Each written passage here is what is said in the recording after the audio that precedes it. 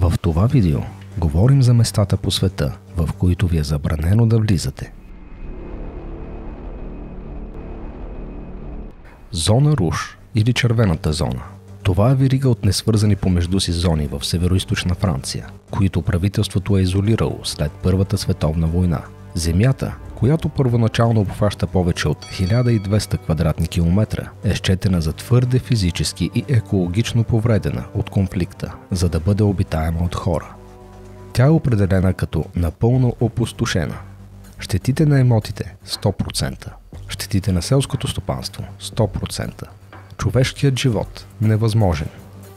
Вместо да започнат процедури по незабавното почистване на бившите бойни полета, е взето решение да се даде време на земята да възстанови своята флора и фауна. Въпреки факта, че контролните райони са значително намалени, ограниченията в зоната Руж все още съществуват и до днес.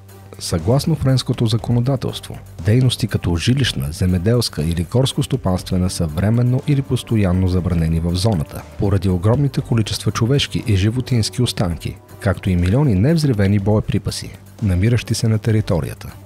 Някои градове и села никога не са и няма да бъдат възстановени след войната. Районът е наситен с неизбухнали снаряди, включително много газови такива, гранати и други опасни боеприпаси.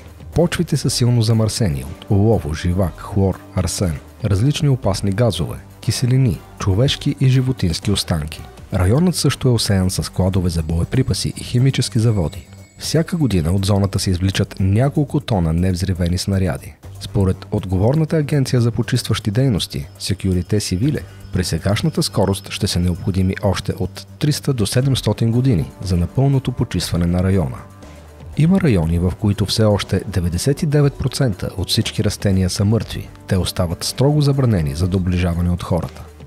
Стая 39, или официално Бюро 39 на Централния комитет на Работническата партия на Северна Корея, наричана още Бюро 39, Отдел 39 или Офис 39, се предполага, че тайна севернокорейска партийна организация, която търси начини да поддържа фонд за киша, представлява фонд или сметка, която не е коректно осчетоводена.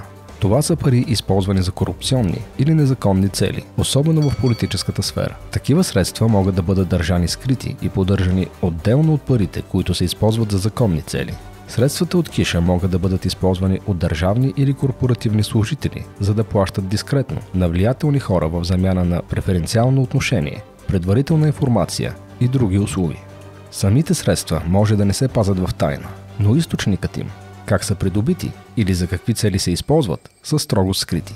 Смята се, че организацията носи между 500 милиона и 1 милиард годишно или повече и участва във всякакви незаконни дейности, като фалшифициране на банкноти, производство на наркотични вещества, преобразуване на опиум, съдържат морфин в по-мощни опиати, международни застрахователни измами и други. Стая 39 е най-големият от трите влиятелни офиса на тъй наречените трети етаж, заедно с стая 35, която е натоварена с разузнаване, и стая 38, която се занимава с законните финансови дейности. Предполага се, че стая 39 се намира в сграда на управляващата работническа партия в Пхенян, недалеч от една от резиденциите на Ким Чен Ун. И трите офиса първоначално са били разположени на третия етаж на сградата, където е бил офисът на Ким Чен Ир, откъдето идва и прозвището третия етаж. Стая 39 е описана като опорната точка на така наречената съдебна икономика на севера, съсредоточена върху династическото семейство Ким. Според Ким Куанг Джин през 1972 година Ким Чен Ир създава централния партиен отдел, наречен Стая номер 39, който е кръстен на номера на офиса, в който започва да работи. Първоначално службата е била към финансовия и счетоводния отдел на Централния комитет на Работническата партия на Корея. Говори се, че Стая 38, водена от Ким Чен Ир, е била обединена в Стая 39 в края на 2009 година. Но двете са разделени отново през 2010 година, поради трудности при получаването на чуждестранна валута. В началото на 2010 година Южнокорейската информационна агенция Yonhap съобщи, че Ким Дон Кун, ръководител на отдела, е заменен от неговия заместник Джон Ил Чун. Той е първи заместник директор на Централния комитет на партията и бивш съученик на Ким Чен Ир. Стая 39 участва и в управлението на валутните приходи от хотелите на чужденци в Пхенян, добив на злато и цинк, износа на селскостопански и рибни продукти. Смята се, че управлява мрежи от нелегални и легални компании, които често сменят имената си. Броят на компаниите, за които се смята, че се контролират от стая 39, в един момент, според съобщенията, достигат до 120 на брой. Те включват небезизвестните Zokwan Trading и T-Song Bank.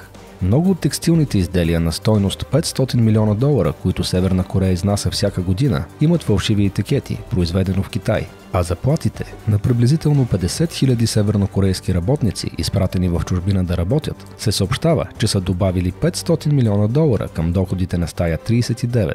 През 2009 година доклад на Washington Post разкрива глобална схема за застрахователни измами от правителството на Северна Корея. Смята се също, че стая 39 управлява задграничната севернокорейска верига ресторанти, наречена Пхенян. През 2015 година Европейският съюз постави Корейската национална застрахователна кооперация под санкции и добави, че компанията има връзки с стая 39.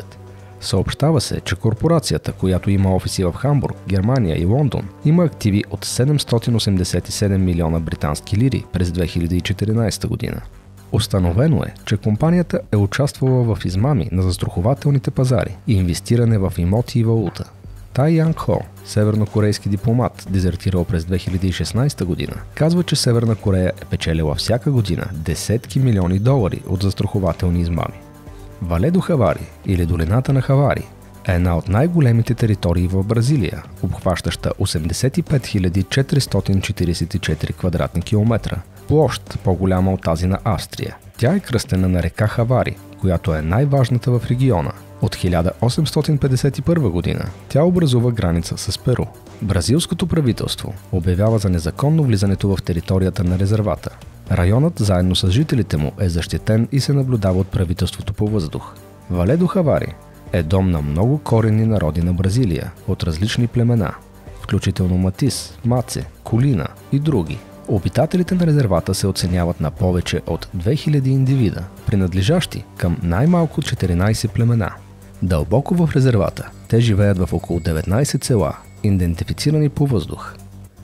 Според Фабрисио Аморим от Фондасио Национал де Индио, регионът съдържа най-голямата концентрация на изолирани групи в Амазонка и в света. Поради дългата изолация на племената и капсулацията, в която са живели, нашата среда би била пагубна за тях. Вирусите и бактериите, с които сме се срещали и сме изграждали имунитет в течение на десетилетия, са непознати за жителите на долината. Всеки контакт с хора от външния свят може да бъде пагубен за цялата им цивилизация. Метро 2. Метро 2 е неофициалното име на предполагаема тайна подземна метростанция, паралелна на общественото московско метро, известно като Метро 1. Предполага се, че системата е изградена или поне стартирана по време на Йосиф Сталин и е с кодово име Д6, контролирана от КГБ. Най-вероятно проектът все още се управлява от Главното управление на специалните програми и Министерството на отбраната. Говори се, че Метро 2 има 4 линии, които са положени на дълбочина от 50 до 200 метра. Твърди се, че свързва Кремъл с централата на Федералната служба за сигурност, правителственото летище и подземния град Раменки, както и други места от национално значение. През 1994 година лидерът на групата за градско изследване, копачите на подземната планета, твърди, че е намерил вход към тази подземна система. Историческите доказателства обаче говорят за много по-консервативна картина, като например само една линия, съществуваща към края на 60-те години на миналия век. От Кремъл, наричан още Обект 103 до Обект 54, южно от Московския държавен университет. Оттам с шпора, движеща се на северозапад, до района на ЖП платформата Матвеевская и DV1. Допълнителни линии до Внуково вероятно са изградени на по-късен етап, към 1970-1980 година. През лятото на 1992 година литературно-публицистичното списание «Юнус» представя романа на автора и сценарист Владимир Гоник, озаглавен Преизподня, на английски Abyss. Действието му се развива в подземен бункер в Москва. По-рано през пролетта на същата година откази от романа са публикувани в седмичния вестник строго секретно. В интервю с Гоник през 1993 година авторът заявява, че романът е написан въз основа на информация, събрана през предходните 20 години за неща като тайни бункери и свързващи ги подземни железници като Метро 2. Гоник признава, че е работил върху книгата между 1973 и 1986 година и че част от по-чувствителната информация е целенасочено изкривена. В по-късни години той твърди, че бункерите и така нареченото Метро 2 са били предназначени за използване от ръководството на Политбюро и Комунистическата партия на Съветския съюз, заедно с техните семейства в случай на война. Според него, в началото на 70-те години генералният секретар на Комунистическата партия на Съветския съюз Леонид Брежнев лично посещава главния бункер и през 1974 година награждава тогавашния председател на КГБ Юрий Андропов с златна звезда, медал на Героя на социалистическия труд. На всеки член на ЦК се полагат 180 квадратни метра апартамент с кабинет, хол, кухня, спалня и баня. Гоник твърди, че е събрал тази информация, работейки като лекар в поликлиниката на Министерството на отбраната. След публикуването на романа през 1992 година, темата за втора тайна подземна железница е повдигана многократно в медиите. Руските журналисти съобщават, че съществуването на Метро 2 нито се потвърждава, нито се отрича от ФСБ или администрацията на московското метро. Призрачният Вароша. Призрачният Вароша е курортен квартал в град Фамагуста. Де юре е територия на Кипър, но в момента е окупирана такава от непризнатата република Северен Кипър. Вароша има население от 226 жители, според преброяването на Северен Кипър от 2011 година. Площта му е 6,19 квадратни километра. Името на Вароша произлиза от турската дума Варош – предградие.